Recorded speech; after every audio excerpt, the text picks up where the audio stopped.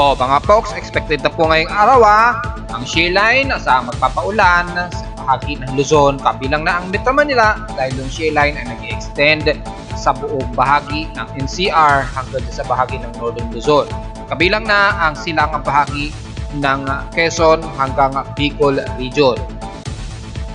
Pero nalalabi ng Visayas at ang bahagi ng Mindanao, magiging katamtaman ng lagay ng panahon, maliban labang sa ilang bahagi sa kanluran ng Mindanao na magkakaroon din ng mga kalat-kalat na pag-ulan. Pero drought index nanatiling bahagi mataas sa bahagi ng Luzon, kabilang na ang Bicol at Sorsogon area.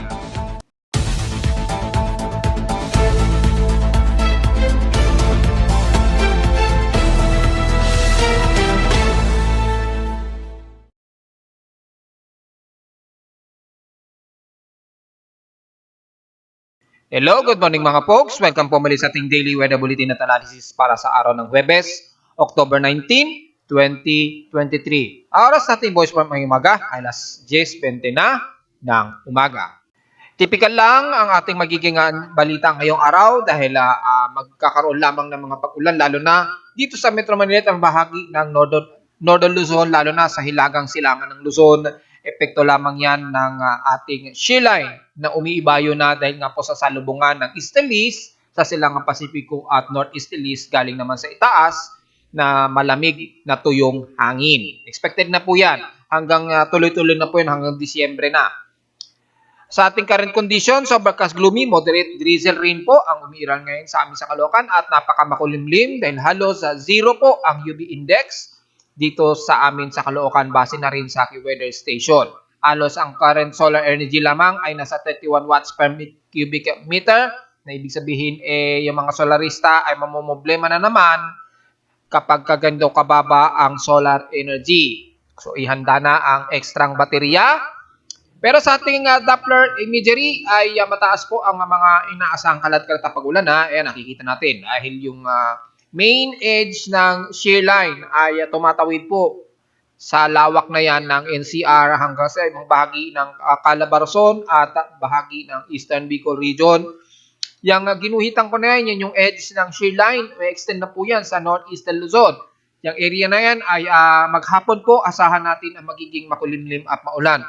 Sana sa pagdating ng 29, sana medyo maaliwalas mo na ating himpapawid para makasilay tayo ng gaganaping lunar eclipse o partial lunar eclipse.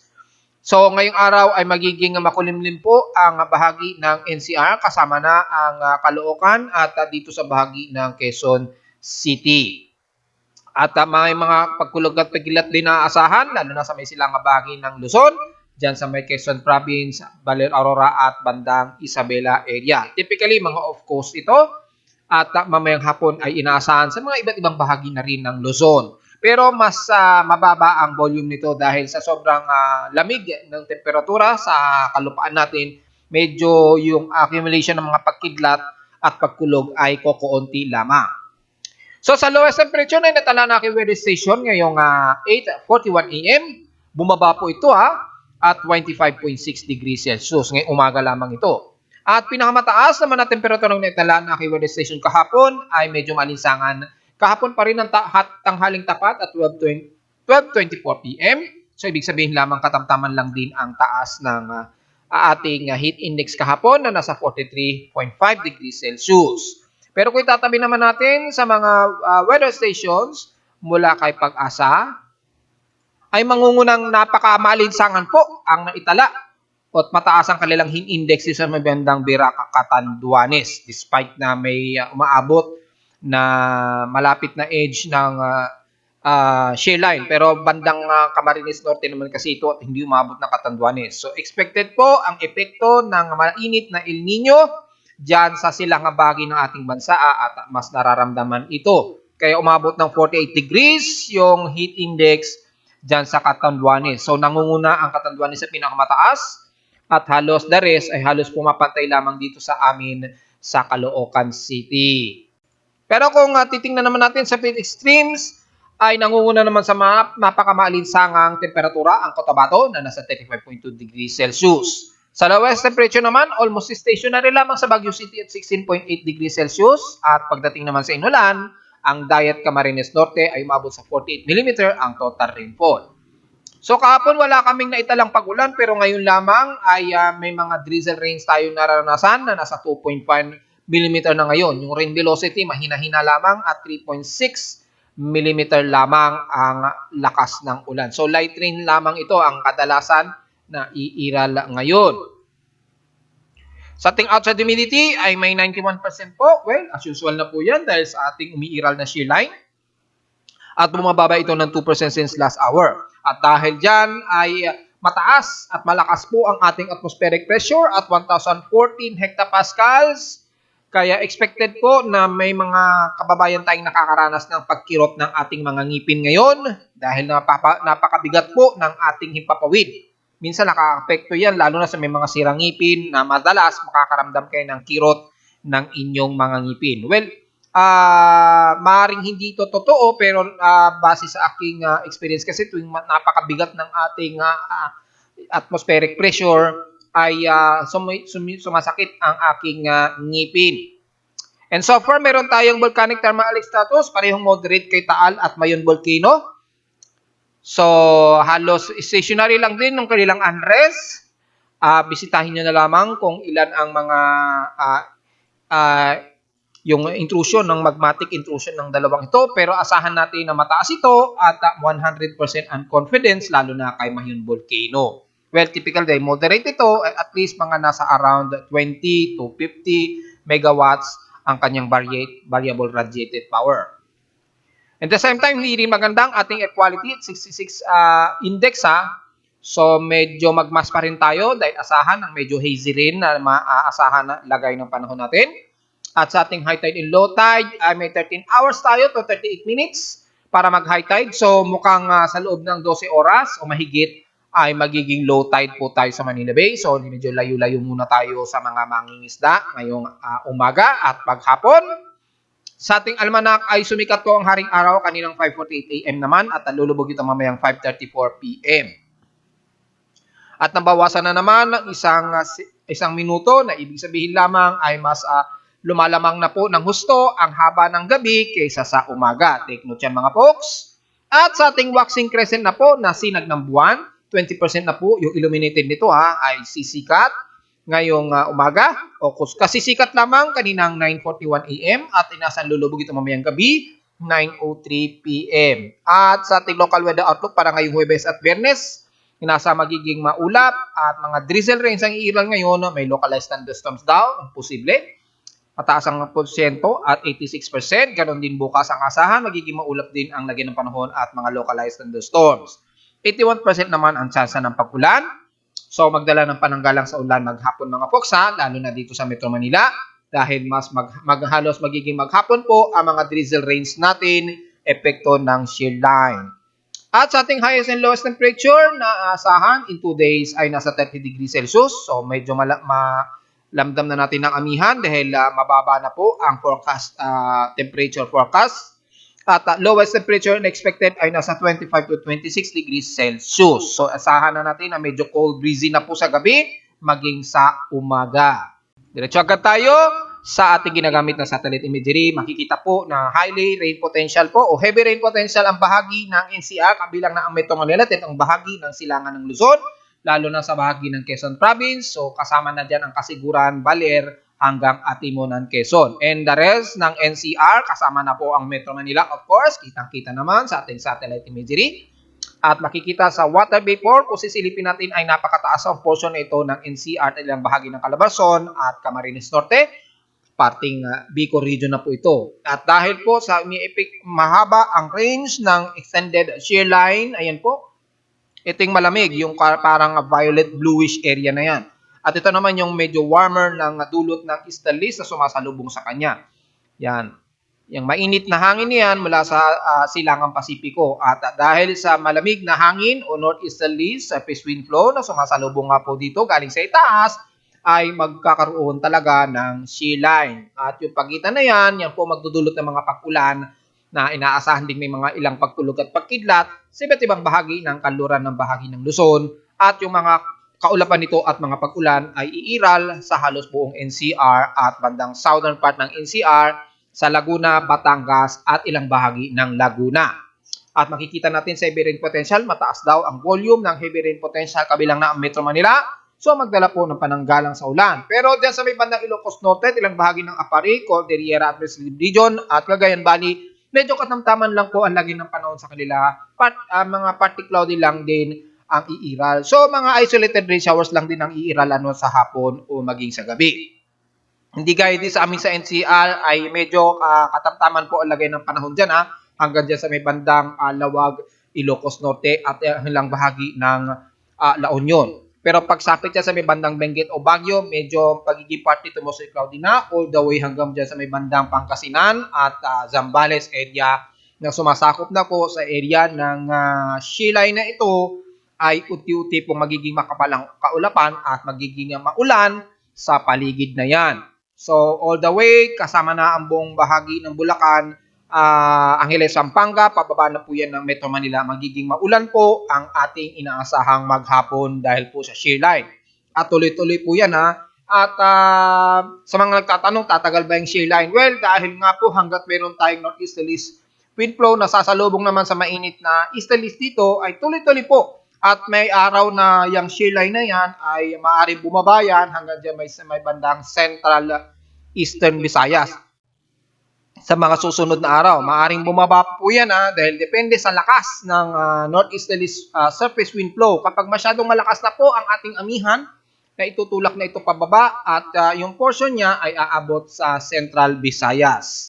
Pero sa ngayon ay bahagi ng Bicol region mula sa may bandang Iriga hanggang Sorsogon, magiging maalisangan po, katamtaman po ang lagay ng panahon Maliban lamang sa portion nito ng Camarines Norte ay magiging maulap din at maulan ang areas na yan. Dahil yung shear line nagpapang-abot yan sa area na yan. Kikita dito sa may bandang water vapor.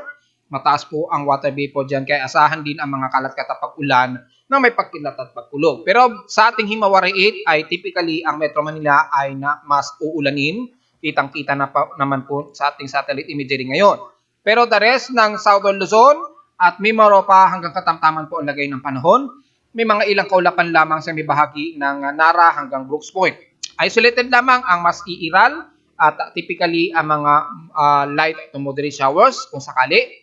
Pero mangunguna po ang maalinsangang panahon mula dyan sa may bahagi nga po kabilang na ang Catanduanes, Sorsogon at Matlock sa may Bicol region. At dito sa may Mimaropa ang Occidental Mindoro, kabilang na ang Marinduque, Romblon at Masbate. Siyempre, kasama rin ang Burias Island sa magiging katamtaman na lagay ng panahon at maalinsangan at isolated lamang na naka-forecast sa mga pag-ulan. And ang buong bahagi ng Visayas region ay magiging maliwalas at maalinsangan din na lagay ng panahon. So, huwag masyadong magbibilat sa tinding sikat ng araw, lalo na sa may bandang Eastern Samar region at bandang Central Cebu. Bagamat may mga ilang partly cloudy lamang ang iiral, magdala pa rin kayo ng pananggalang hindi lang sa tinding sikat ng araw, kundi sa magiging isolated showers pagsapit po ng hapon o ng bandang dapit gabi. Lalo na sa bandang Negros region, sa may Occidental, Negros Occidental, sa may bandang Bayawan City, Dumaguete, patawid na ng Siquijor area. Pero magiging maliwalas at malinsangan din ang bandang Panay Island at Bohol area nitong maghapon. So typically, magdala ng pananggalang sa tinding sikat ng araw mga folks. Pagsapit naman sa bahagi ng Mindanao, ang buong bahagi ng Zamboanga Peninsula magiging maulap po at may mga inaasahang light to moderate showers and some heavy rain showers lalo na sa may Basilan at Hulusulu ay magdala po ng pananggalang at ingat po sa potensyal na biglang babain kung sakaling buhusan kayo ng malakas na ulan lalo na sa bahagi ng Zamboanga City at Zamboanga del Norte areas. Pero the rest ng Northern Mindanao hanggang Surigao del Norte ay magiging maaliwalas din po, maalinsangan at wala halos maulap ang area na yan. Mga partly cloudy lamang ang mas iiral. At dyan sa the rest ng Northern Mindanao mula dyan sa bandang Butuan, Cagayan de Oro at Iligan, magiging maaliwalas at maalinsangan ang lagay ng panahon. Forecasted lamang at isolated rain showers lang iiral ngayong maghapon at sa gabi. At the rest ng Sorsogon area hanggang Davao region. Magiging katamtaman din ang lagay ng panahon, magiging maliwalas.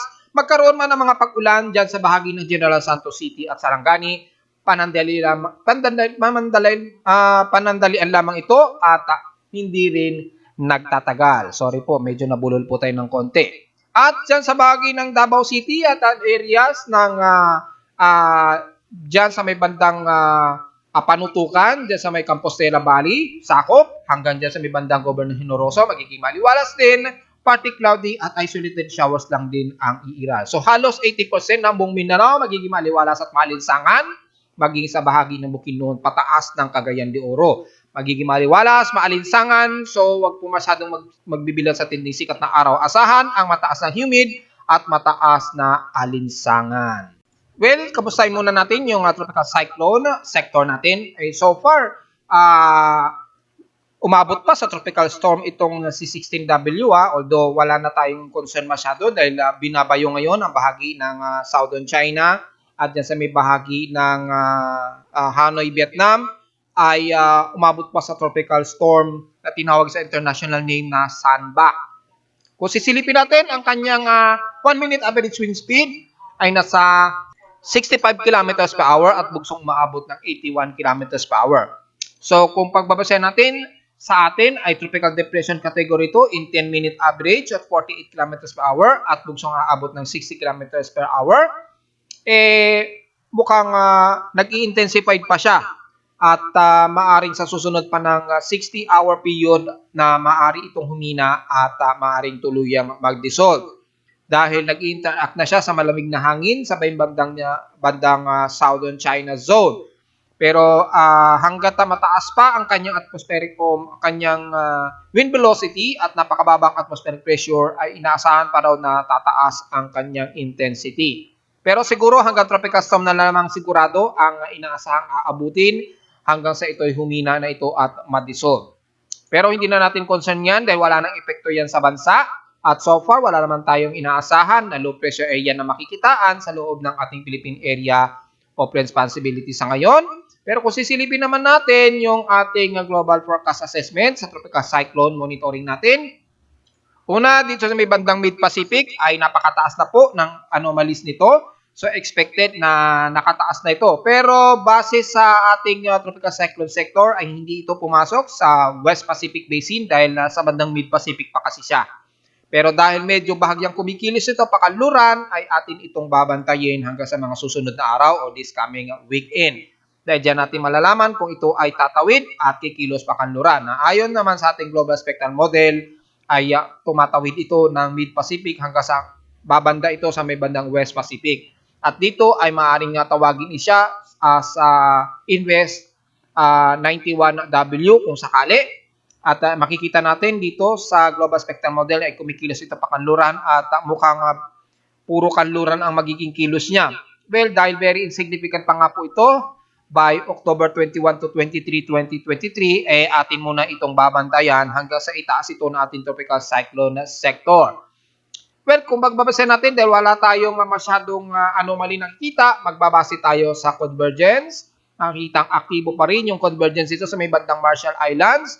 So, pananatiling natin niyang babantayin pa rin dahil mataas pa rin yung kanyang convergence significant niya. Pero yung kanyang upward low level convection ay medyo slightly discoordinate pa po siya. So, mag-update na lamang tayo kung sakali ito ay kumilos na pa west-northwest ward. Dahil malayo ito sa pinapakita ng Global Spectral Model sa ngayon. At kung sa mga computer models naman ang ating pagbabatayan, mukhang nanatili pa rin insignificant o uncertain yung pinapakita ng forecast nito dahil yung isang shallow low pressure area sa may southeast ng Guam bahagyang kikilos ito pahilaga. Nakaapekto yung high pressure area sa may silangan ng Japan. So medyo lumayo kasi yung high pressure, nagkaroon ng butas kaya yung shallow low pressure area dito ay kumilos pahilaga. Kung kay CMWF naman ang ating pagbabatayan, halos wala namang nakikitaan ng active low pressure area sa ngayon.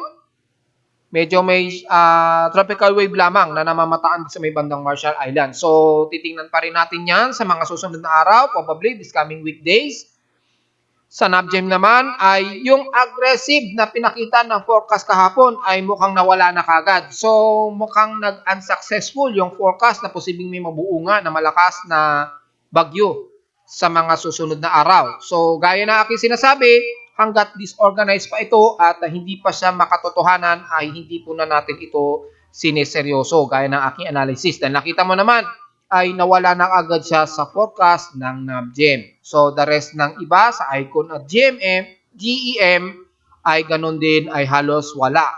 So mukhang malabo pa sa ngayon yung pinapakitang may tatawid ng Mid-Pacific at magiging ganap na bagyo sa ngayon. Ito ay malalaman talaga natin this coming weekend. And the rest, sa loob ng 3 araw nga, hanggang 4 na araw ay wala po tayong asahan na mabubuong bagyo sa loob at labas ng ating Philippine Area of Responsibility. Which is yung sa loob ng ating PAR ay talagang siguradong aabot ng 10 days, wala talagang mabubuo dyan na anumang tropical cyclones. Bagamat inuulan-ulan tayo sa bahagi ng Luzon, ay nanatiling nakataas pa rin according sa huling record ng October 17, 2023, natiling mataas ang drought index classification sa bahagi na yan ng Cagayan Valley at dyan sa may bandang Central Luzon area, dyan sa may bandang Pangasinan area. Medyo mataas po na nagmo-moderate yung drought index classification dyan. So take note yan mga folks. Pero yung forecast drought na early warning ay nakataas pa rin sa bahagi ng Davao Region at Sorsogon area. So, kasama na ilang bahagi na Agusan del Norte at Agusan del Sur na nakataas. So, take note yan mga folks. At nanatiling way below normal pa rin ang nakikita nating mga pag-ulan sa mga nakalipas na araw mga folks. So, take note yan Makikita natin ay nanatiling mababa pa rin. Bahagya lamang sa may bandang Davao Region ay may parte sa may bandang Davao ay medyo mataas. Pero maliit na bayan lamang ito. Pero the rest ng Sorsogon sa General Santos City ay way below normal and the rest ng northern part ng Luzon. So, take note yan mga folks asahan natin na tatagal ang mga ganyang senaryo na mababa o kukunti lamang ang expected na boost ng ulan sa bansa. At narito naman ang ating 3-day weather forecast para sa araw ng Huwebes, October 19, 2023.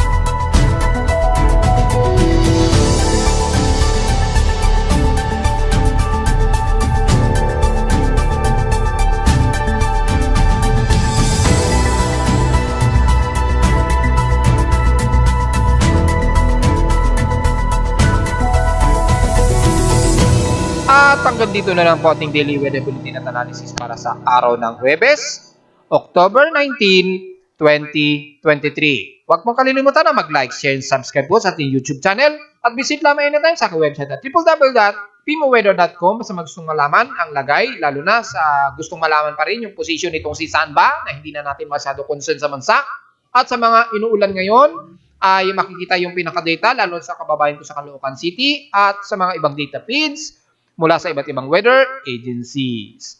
Maraming salamat po mga folks at magandang araw po sa ating lahat.